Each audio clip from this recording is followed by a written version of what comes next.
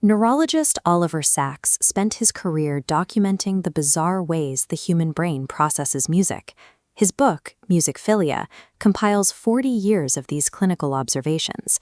Casual readers will appreciate his deeply personal storytelling, but neuroscientists looking for hard data are likely to be disappointed.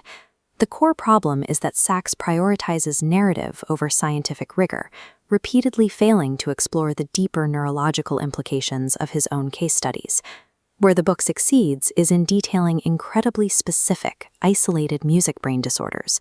Sacks introduces patients with conditions like amusia, which strips away the ability to hear sounds as music entirely.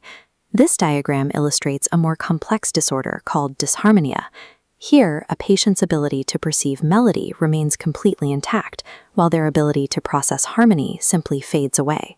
Sacks also documents how music can be utilized to treat seemingly unrelated neurological conditions. He shows melodic intonation therapy helping aphasia patients recover fluent speech, and demonstrates how rhythmic music animation allows Parkinson's patients stuck in frozen postures to regain movement.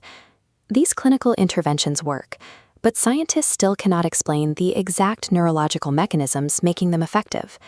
The lack of answers stems from Sacks's methodology. He prefers old-fashioned observation, avoiding modern, high-tech approaches. This vintage EEG machine represents the kind of standard diagnostic tool Sacks relies on, even when treating patients who suddenly develop compulsive musical behaviors after severe brain trauma.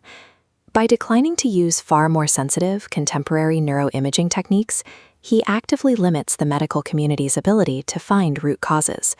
This highlights a missed implication. Data shows melody and harmony processing localized in separate brain regions, indicating there is no central music center. The brain relies on a decentralized network, refuting the belief that mental functions are strictly localized. Because the mechanisms remain poorly understood, there are no genuine cures for these neurological music disorders. Physicians are left relying almost exclusively on general anti-epileptic medications, which act bluntly to damp down brain excitability and yield wildly varying results. Depending on outdated observation tools and generalized drugs, prevents neurologists from mapping, understanding, and treating the highly specific complexities of the human brain. Ultimately, Musicophilia offers a deeply compassionate foundation of clinical observation, but to move the science forward, the neurological community must combine those human insights with rigorous, advanced diagnostic technology. This video is brought to you by the IELTS-FOCUS. For expert IELTS preparation, contact them on Zalo at 0847 705973.